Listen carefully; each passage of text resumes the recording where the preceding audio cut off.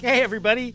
Beards and Dunn are back, and for the first time, we're going to do an interview. We've done 4 of these, and we kind of mentioned we'd like to do some interviews, and I don't know about Beards, but I'm really super excited because we've got Coach Scott Underwood, who was our college coach back in the day in the 70s, and, for those of you who don't know, Scott was a former SDSU athlete as well, and Scott, all I remember is they told me that you were an All-American in cross country, and the story was the guy in 25th place, you were in 26th, fell in the last 100 yards, and you ran right over the top of him and took the last All-American spot. Is this true? Well, I'll give you the real story. Oh, the real story. Good.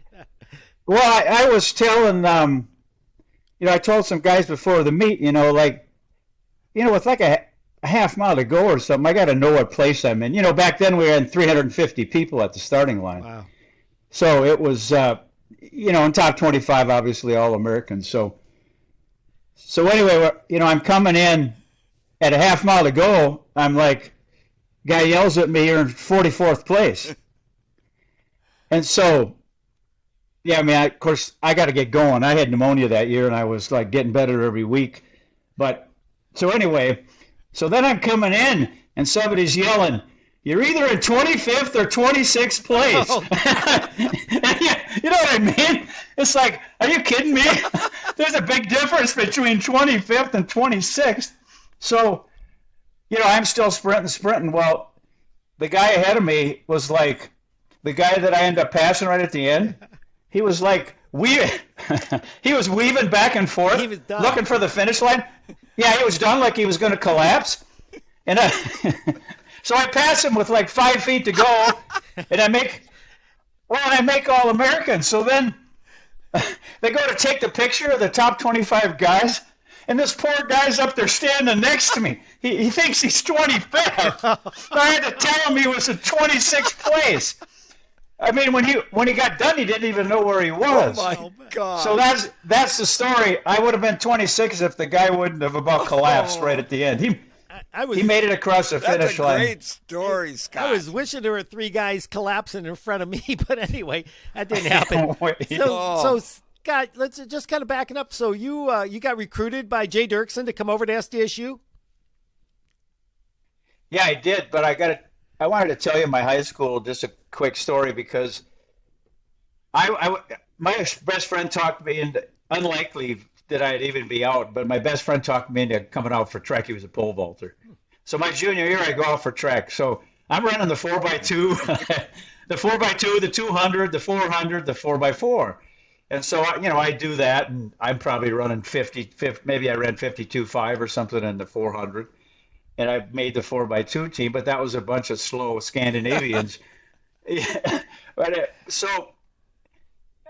So I never ran, going into my senior year, I never ran a step all summer. So this is a great story. I got home from vacation 2 weeks before school started, and there was a car in our driveway. It was the cross country coach. Our coaches were separate. I'd never talked to him or never met him in my life, never said a word to him. He was sitting in my driveway, and he says, Scott, you're going out for cross country. Practice starts tomorrow. I'm picking you up in the morning. And he handed me a pair of white shorts and a gray T-shirt. He said, well, go get your bumper tennis shoes on. I mean, we didn't have running shoes, of course. So, back in the day when you did what your the elders asked you to do, I haven't even said a word yet, hardly. So I'm in the house getting my shoes on. Well, we're going to the lake. You're running around Lake Harriet, and I'm going to time you. Practice starts tomorrow morning. I'm picking you up at 6 o'clock in the morning. And so we went and ran the lake the next morning. You could start 2 weeks before school starts. So I've run, like I said, 0 miles. So he picks me up, and right from the get-go, so I go from 0, I'm running twice a day. So I start running. Honest to God, I went from 0 to 10 a day. So we run twice every day, over an hour run on Sunday. So he's picking me up because I'm so stiff I can't hardly get up and down the steps. He's sitting in my front door watching me hobble down the steps. He thinks I'm going to quit. You know what I mean? Every day he's coming to pick me up, making sure I come. So I ran like The first week I ever ran distance, I ran 50 miles, then 60 the next week, 70 the next week. I hadn't run the longest I'd ever run. A couple times I ran 3 miles in track. So anyway, the long story short is that I never would have went to college. I was a C student. I sat in the back of the room. I mean, back then, my name's Underwood, alphabetical order. Like you guys would be sitting up front. Freaking Beardsley and Dunlap sitting in the front of the room. I had bad eyes, and I'm sitting in the back getting C's, squinting to see the board. So anyway, we go on. I get fourth in the state. Our team gets second. And after the season, he says, God, he says, I don't believe you held up to all that. He said, I can't believe that you even made it through the season. But so then then Jay Dirksen recruited Don Souls. Don was sixth. I was fourth. Our team got second. Well, the other part of the story was I didn't know anything, but I pulled up on Mike Slack with about 300 to go, and I'm thinking, I can beat most guys to the finish. So I pulled up and I swung it around Mike Slack, and he beat me by about 50 yards in the last 300. He had some speed. I thought I had speed, but he had some speed. So you got what place in the state meet? Fourth? Gary Bjorklund beat me. Mark Steiner beat me. Mike Slack beat me. Well, Steiner ran for Mankato. He was an all-state basketball player. He quit basketball in Mankato and ran. He ran about a 4:07 mile for them back then. But so, yeah, I got beat by Slack, and but you got fourth place. Steiner and Bjorklund. You got fourth place, and I got fourth in the state meet. It was always one class Your then. first year of running, of cross country. My first year running. That's amazing. Yeah, my first 2 mile was 11:45. Gosh. We ran 2 miles only then. So I ran 11:45, and at the state, I think I ran 9:43 or something. At Minnesota Golf Course. Those names are Gary Bjorklund. Tom Steiner started the sub-4. Remember with Steve Scott, they had the clothing line out at the West Coast because he was a 4-minute miler. Yep, that's him. Mike Slack represented the United States at the U.S. duel. He was like fifth in the Olympic trials, these guys are all sub 4-minute milers. Yeah, and you went on to SDSU. Yeah, well, and it happened that because he recruited Don and myself, Don was my best friend, so it worked out awful well for me. I didn't know that story. So all right, so you went to SDSU then. What was your degree in? I was curious. I couldn't remember. What'd you major in? Yeah, I had a degree in health science, physical education, then I had a master's degree in I needed a master's degree in guidance and counseling to take care of Beardsley. We're going to get to that. So I had a master's degree in guidance and counseling, and I had 2 job offers. One at a school for counseling, and then one at Wyndham, Minnesota for at a junior high, and I ended up going there closer to home. That kind of leads into my next question. How did you get to the South Dakota State position? Yeah, well, sometimes in life, you get lucky, and Dirksen took the job at Illinois like in August. Right. Everybody had already signed their contracts.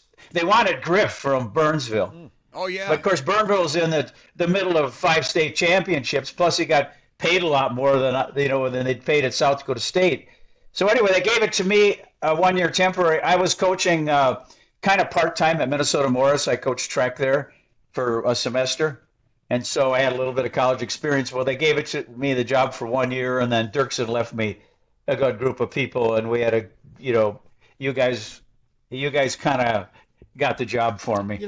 I was telling my wife this story today that when Jay called me up, I was team captain going into my junior year, and Jay called me up and said, "Mike, we want you to come up to Brookings. I want to meet with you." And Harry Forsyth and Barry McEwen. And I said, sure. I drove up to Brookings, and it was what a shock. Jay had been at SDSU 6-7 years maybe, and is really well known. And they told me, Jay's leaving SDSU, it was like, what? Yeah, that just came out like a bolt of lightning out of the sky. And it was like you said, Scott, it was like the beginning of August. And they said, look, we've been talking with Jay and Barry here, and they go, Mike, do you guys think you could coach yourselves? Because you guys have done these workouts for 2 years. Wow. Jay always had the formula. The workouts were handed out to you day one. They really didn't change from year to year. And you go, Barry will take care of the administrative, getting you to the meets, handing out the per diem money. He'll take care of all of that, the motels. You don't have to worry about it. But the workouts, do you think you could do the workouts on your own? What was I going to say? No, So no coach. And it's like, No we coach, can do really. this. I know, I the didn't- Bills and I mean, we were I pretty, didn't know that. pretty disciplined. And so I left that day kind of shaking my head going, wow, what a shock. I didn't wake up that morning thinking I was going to hear anything like this. Shortly thereafter, though, and I remember I mentioned, and he might be listening to this someday, Lyle Clausen. I said, geez, have you guys even thought about Lyle? Because Jay had kind of recruited Lyle. On the weekends, the Right. Bills boys and I would always go home because we didn't like sitting at the dorm and staying at the college, and we missed our moms, or something like that. So we'd go home and we had to do those 20s. And Jay had called Lyle up and said, hey, Lyle, will you make sure Mike and Mark Bills and those guys, take them out and make sure they don't run those 20s too hard, that they do it decent. And so we started doing those 20 milers week one. If we went at SDSU, we ran with Lyle Clausen. And that's how, to this day, there's a group of runners that meet in Sioux Falls, South Dakota at Lincoln High School every Sunday morning. And I've heard, through the grapevine, people go, geez, how long has this Sunday morning group been meeting here, at Lincoln High School? This thing's been going on in Sioux Falls since 1975. I was there when Lyle, the Bills boys, and we'd all kind of rendezvous because Lyle was in Brandon. The Bills boys lived up on the north end, way up by John Morrell, off of Rice Street. I lived way out on the west side of Sioux Falls by the T. We all three couldn't live further apart, so we'd kind of just say, well, let's meet at Lincoln High School. So we all had to kind of go the same distance, and we'd start and finish our runs from there. And Lyle's name came up, and he was a high school coach at Brandon. And the next thing I know is I'm hearing Scott Underwood's been hired or bring up, and I thought, awesome, because I had met you, Scott, I think like my junior year of high school. You were helping with the junior Olympic track meet up there at Brookings, and I knew your reputation as being on the SDSU team. So that was kind of a big relief that we had somebody that's like an insider. I don't know, Dave Griffin, if you walked in right now and hit me over the head, I don't know who that guy is. And that would have been kind of hard to start with somebody that we had no background, no knowledge of. But with you coming in, I know I felt really good about that. And then we had that first year was 1977, and I just remember I think we had a great year, and you were our first year coach, and you got us to all the meets, and we ended up second in the nationals, and then I'm just going to jump right into 1978. And if the last few podcasts we've been talking about our college careers and how we needed one more guy, and that kind of leads into my next question. We're kind of rushing through this here, but how did Dick Beardsley come on your radar? Dick kind of thought it was through Coach Folkrod and that they had come to SDSU Invitational, and you might have saw Dick run in or something like that. Yeah, I saw some results too, but back then there was hardly any junior colleges in the Midwest that even had running.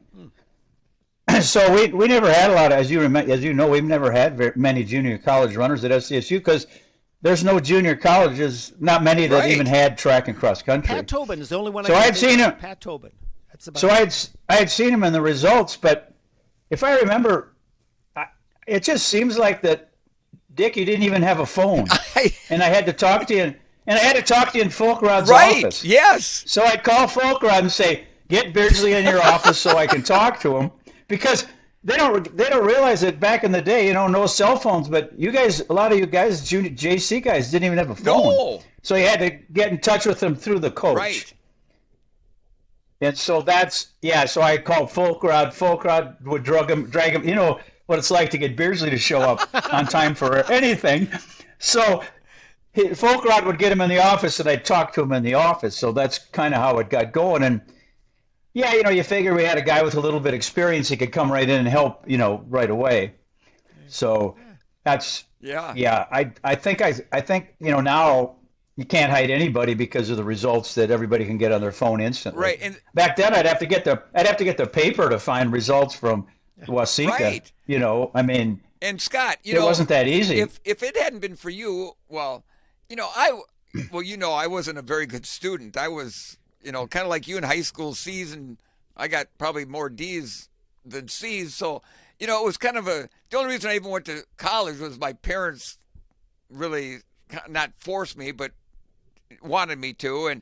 And then, really the only reason I came out to South Dakota State was because I thought, well, gosh, I guess I can keep running for a little bit, And so it was exciting to go out there. And then that whole nightmare when after I'd been there for a few days, and then remember I just packed my bags one day and went home. Well, so I come to practice one day, and Dunn says, Beardsley, he's gone. I said, what do you mean he's gone? I said, Dick said, he said, he's gone. I said, what do you mean he's gone? Where did he go? He said, his truck is gone. We don't know where he went. So it was like, coaching is a surprise every minute, but it was like really a surprise every minute with you. Well, just ask Coach Folkrot about that, man. You talk about a guy graying quicker before his time. It was because of me. So the story was, Scott, did you call Dick's parents that night and just kind of like, hey, is Dick there? Kind of more of an inquiry. And I think I called looking for him. Yeah.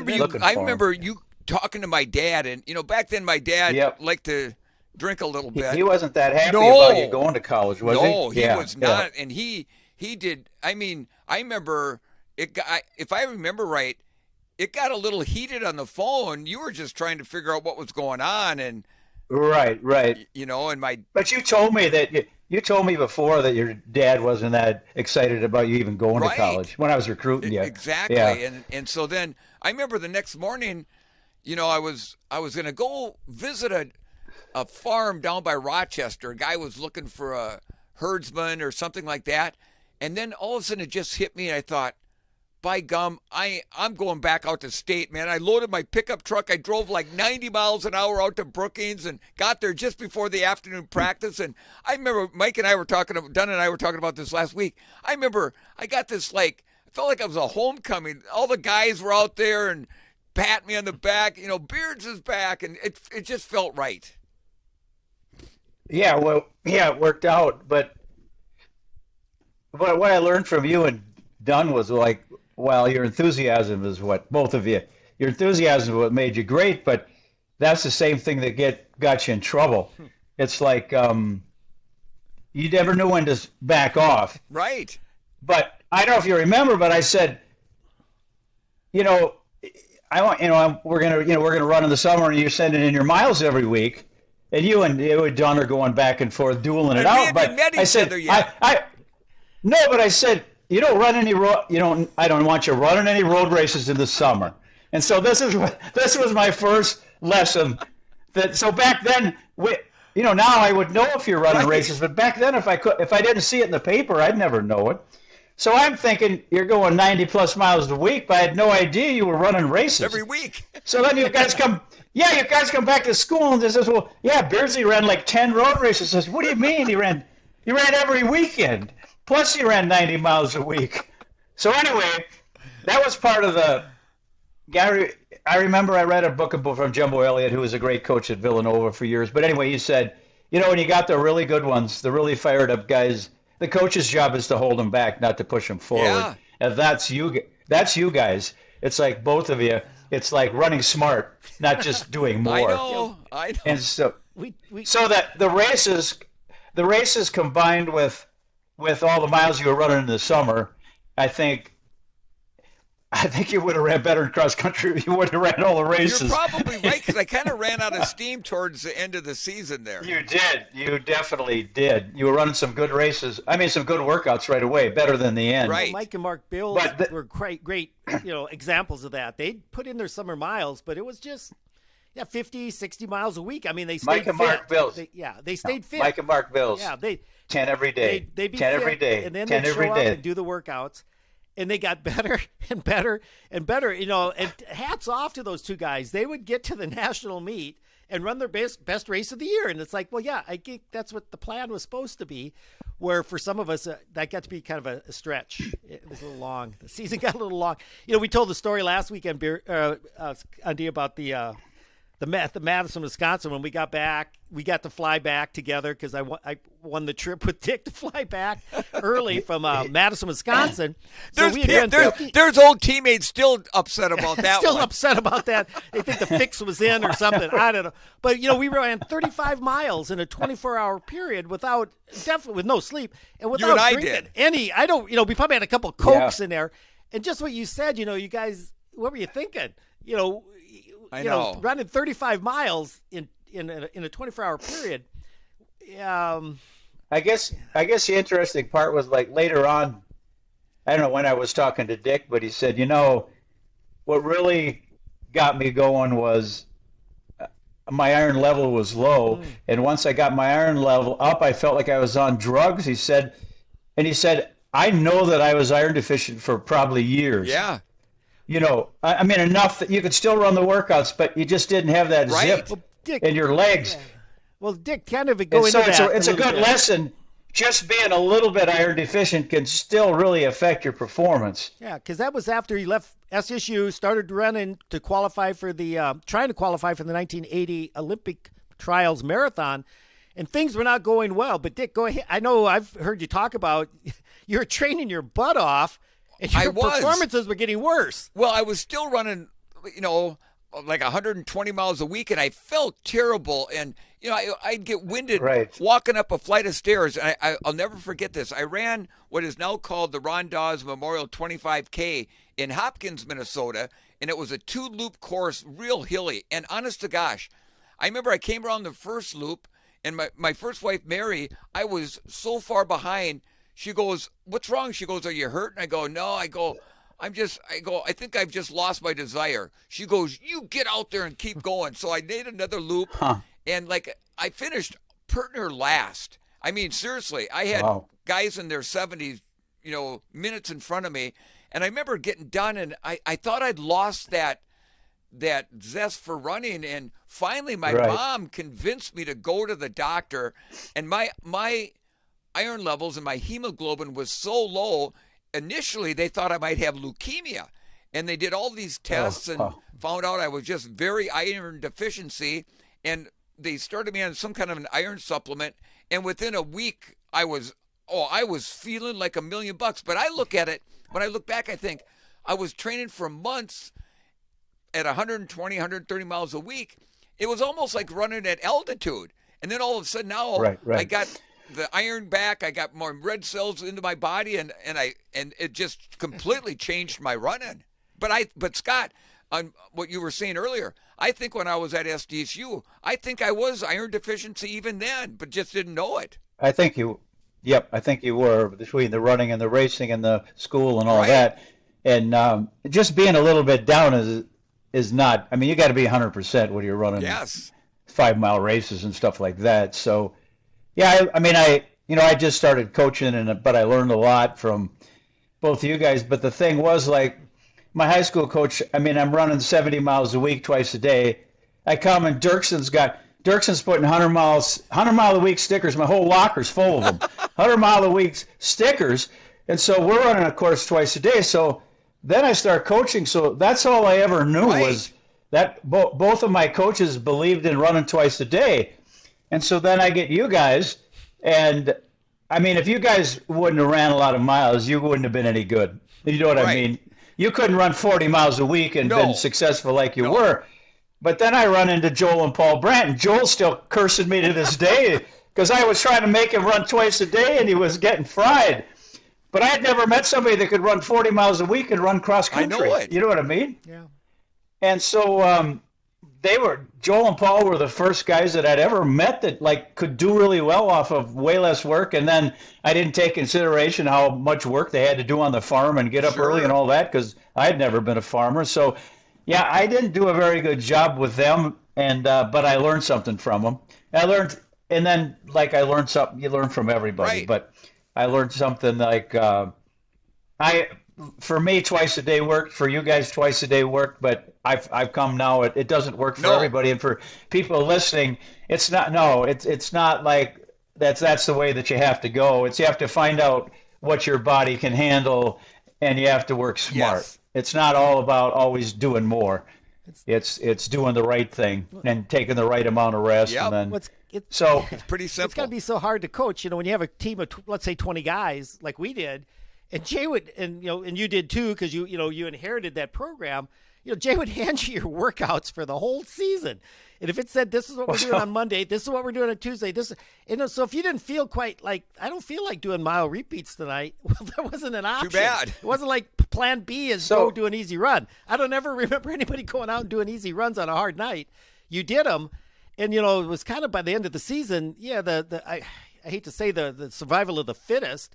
I guess, if you survive that. And we did, because I think we ran on the softer surfaces in cross country, but we tried to carry that same philosophy into track. Winter, indoor track in South Dakota State was insane.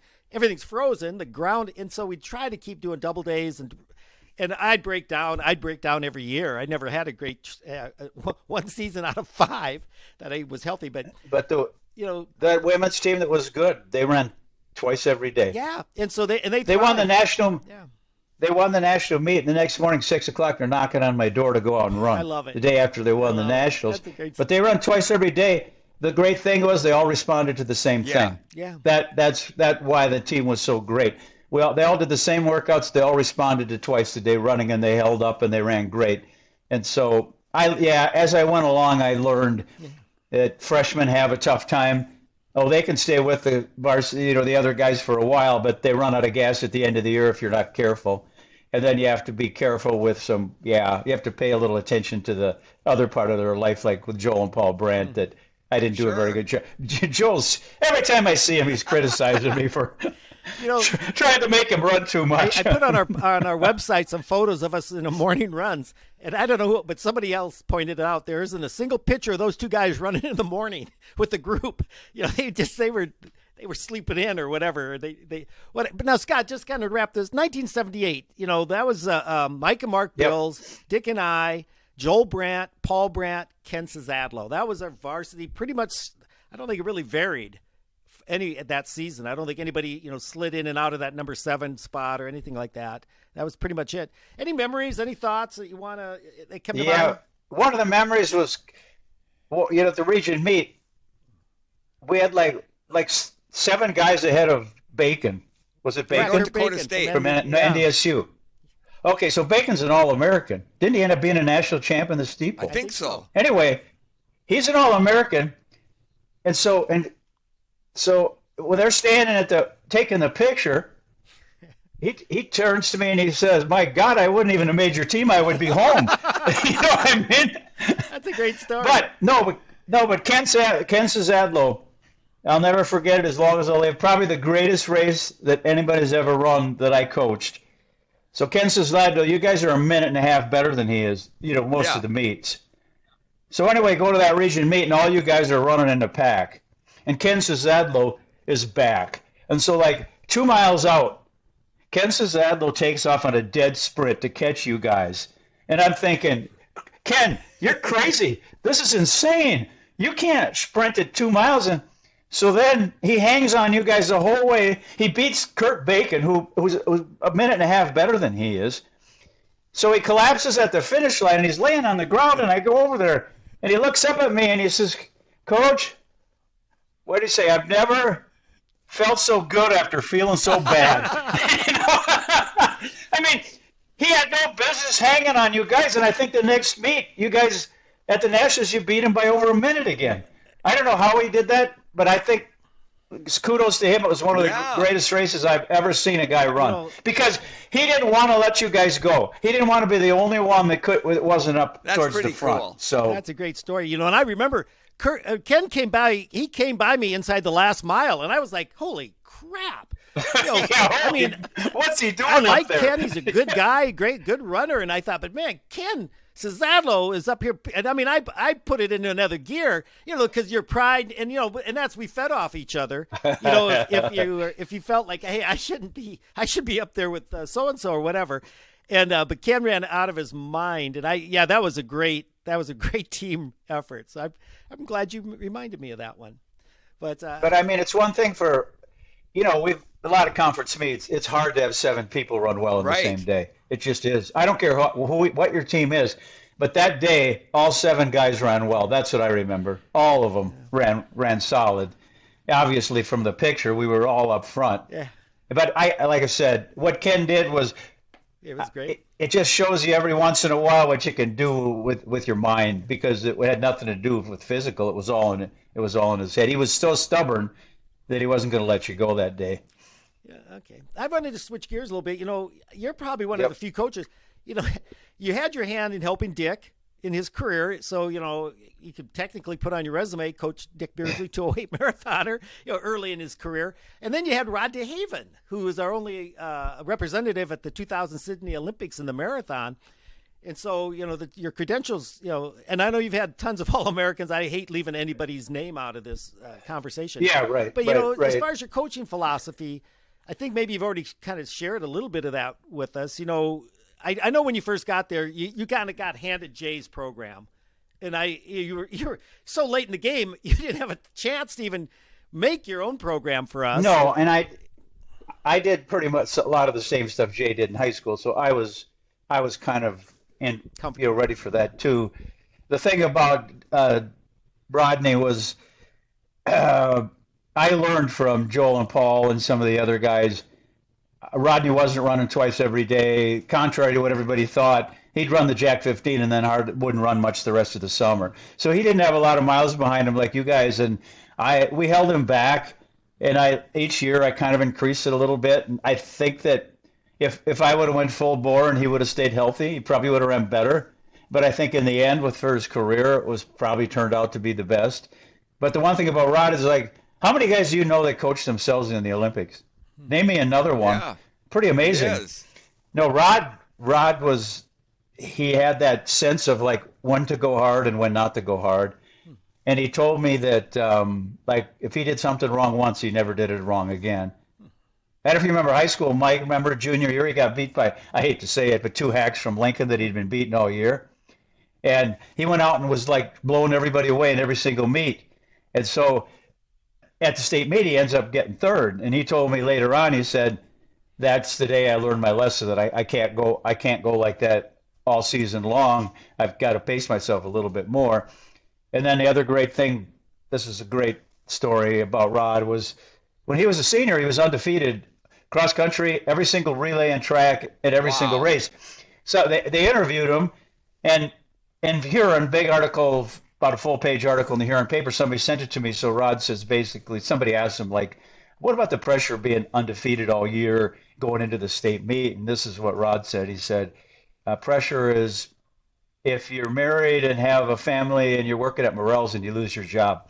He said, that's pressure. Sports are fun. It's supposed to be fun. He said, how many high school kids would ever even say that? Because Rod came up the hard way without a father, that kind of thing. Never had money. I couldn't get him to visit. And then I found out is because their car was broke down and he didn't want to tell me. And so I found him a ride with somebody else. And then Rod, his senior year, we'd won his junior year. His senior year, he comes in to give his scholarship. He come in to give his scholarship back. So I got a chair and I got a coffee table in the front. And he puts his feet up on the coffee table. Well, he's got leather shoes and one of them's got a hole in the bottom of it. And he's giving his scholarship back. He's got no money. He's got loan. He says, what's another loan? I want to make maybe we can get one more guy and try to win the Nationals again. But anyway, that tells you a lot about him, even if you don't know him. I didn't know anything about that part of Rod, so that's really interesting. And it does. So he's got a soft spot in his heart for the underdog. It kind of reminds me of Dick as well, and maybe Dick and I just loved running. And I remember Dick and I had talked. You had a grandma in Colorado, wasn't it, Dick? Montana. Helena, or something like that. Or we were finishing up. We thought, what were we going to do when we get out of school? We hadn't thought about marriage or anything at that point. But we said, this running, if we have to go out, maybe we should go out there and we could train in a really nice environment. We'll pump gas, just to make ends meet, share an apartment or something, and it was kind of just for the pure love of it. It wasn't like, well, yeah, maybe we can make a living out of this, because there was no making living out of running in the 70s. I mean, maybe the Bill Rogers and Frank Shorter kind of guys, Olympians, were doing that, but it had to be under the table and all that. So it's kind of fun when you think about Midwestern, just I think running in general, no matter where it's at, the love of the sport. I always love that T-shirt where it says, my sport is your sport's punishment. Because in some sports they make you run for punishment. Now, that's what we wanted to go do. Well, and I think there's something, too, about living where we do in the northern tier of the Midwest that, you run all winter long. And I think there's something that, just makes you tougher. Look at some of the great runners that have come out of Minnesota, North Dakota, and South Dakota all through a long, long time, way before us were all runners. It's pretty remarkable. Buddy Edelin. You mentioned Yeah. Ron Dawes, Steve Hogue, and Yeah. Mike Slack. Those guys. Right. I mean, there's Yeah, the top. Bob- Barry Bjorklund. Yeah. Bob Bartley used to always say, no such thing as bad weather, just soft people. Sounds like Bob. I mean, yeah, it sounds like Bob, but I mean, that's what the Midwest Right. people are.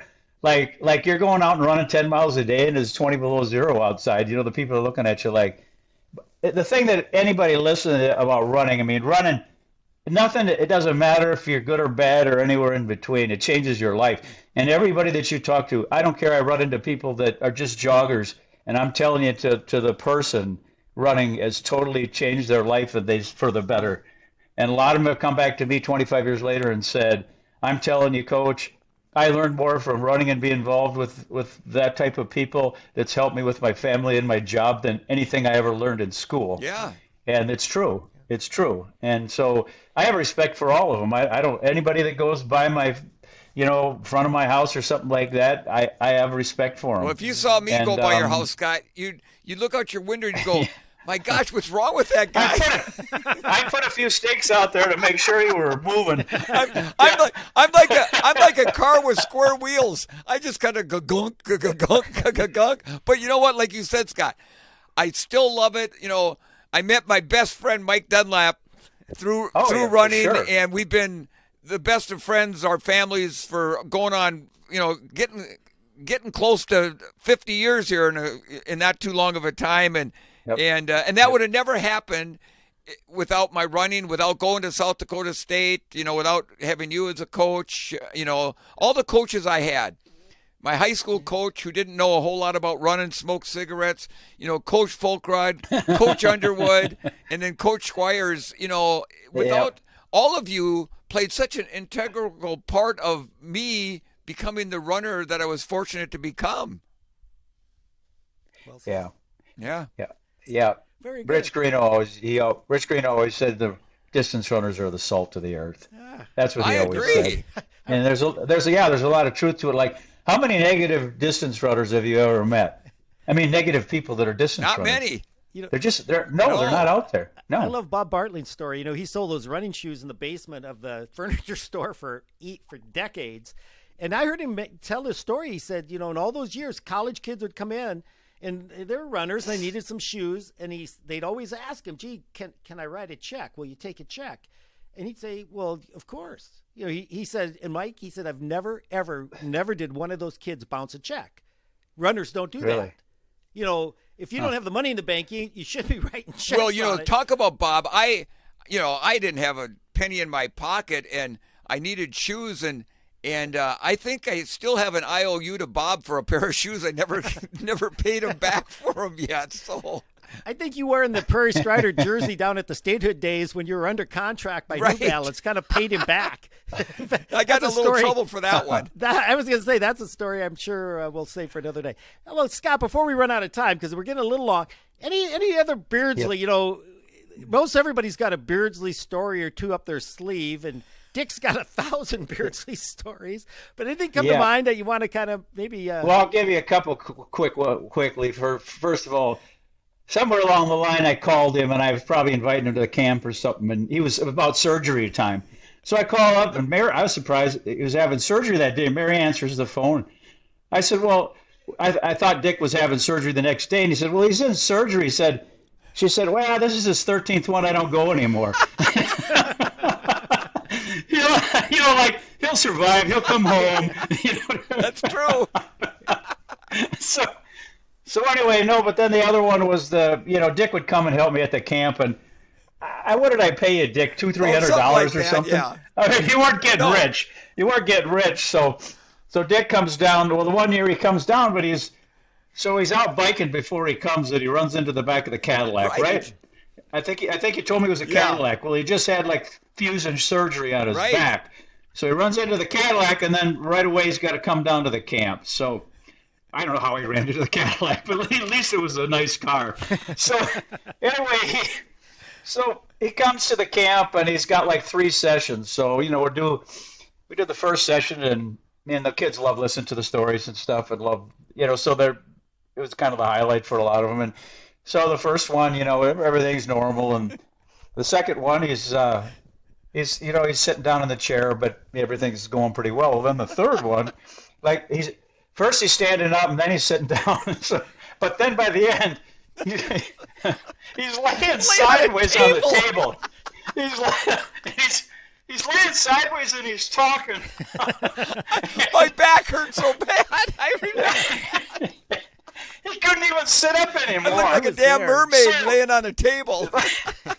So his back is seizing up. So we had to carry him to the vehicle and take him to the hospital. So he's in the hospital and he's on all kinds of pain meds and stuff. So he calls me up. He says, "Coach," he says, I got a speaking engagement or something. I gotta get home, but they won't let me out. Right. He said, they won't let me out of the hospital. He says, "You got to come vouch for me or something. I got to get home." Come spring me out. So I go up there. I'm talking to him. Says, "Oh, I'll take him home. I'll watch over him." On and on and on. So, okay, if you're going to watch over him, we'll let him out. So he can't even sit up. So he says, "Just take my stuff and shove it in the front seat. Prop me up with my stuff." and so we got to carry him out to the car. We prop him up by the steering wheel like he's tipping. It's true. But he's on all these meds, and he isn't even talking straight. He said, "I gotta get home." He says, "I gotta get home." So I prop him up, and like I'm responsible for him now, So I prop him up and I send him down the road, and I'm thinking, "Oh my God, is he gonna crash and sue me?" Because I sent him home when he was like all hyped up on painkillers. I remember too. So anyway, you had to get him a big gulp and set it by him because he couldn't get out to get his own drink. No, so they give him a big gulp, send him off the road. 5-hour drive. Oh my gosh! You know what, guys? We can go on, and I mean, those are. At the time, it was like concerning, but I look back on those times, and just Scott, you kind of telling that whole story. I still remember you kind of getting me into the car, and you might have even shifted it into drive for me and start heading north. But all is good. We're all still here. That's a good thing. Oh Lord. Yeah. All right. Well, Scott, thanks so much for doing this. I appreciate it. I appreciate you guys having me on. I one last thing. Of all the coaches I had, you stood out so much especially when we'd run a race. There could be 10,000 people watching a cross-country national meet, but boy, you had your voice. I could pick that out of a million people, and you always got it so fired up, and we were running a 5 or 10K, whatever it was, and you were doing probably just as much running because you were always back and forth on the course and always encouraging us, and that's something that when it was like you were like out there with the old whip, like not with a real whip, but with your voice, and you always got all of us fired up, don't you think, Mike? Dunn? Oh, 100%. The worst part of that is Andy was giving us great advice, and so often he couldn't do a damn thing about it. Right. When he'd say move up, and you're going, man, if I could move up, I'd be moving up. And I always appreciated Scott. I know, I think after our national meet, Dick and I were bummed, but I think you wrote in a paper, you said, you can look at guys when they finish, and if they gave you everything they had, and if they gave you everything they had, you can't. What can you say? You can't get on them. That's what people have to learn in life. Give it your best shot. Wait the result in peace, and people aren't good at that. Keep your head up. Well, Scott, listen, we sure appreciate you coming on. It's fun for Dunn and I to bring back old memories, and we want to thank all the folks for listening. And if you have any questions for Dunn and myself or comments about the show, you can contact us directly on our website, beardsanddunnpod.com. or leave us a comment on our Facebook, Instagram, or Twitter, all at Beards and Dunn Pod. Yeah. And if you're watching this on YouTube, be sure to like, comment, and subscribe. All right. Thanks again, Scott. Yep. Mikey, Bye-bye. Scott, thanks, everybody. Take care, guys. Have a great day, you guys.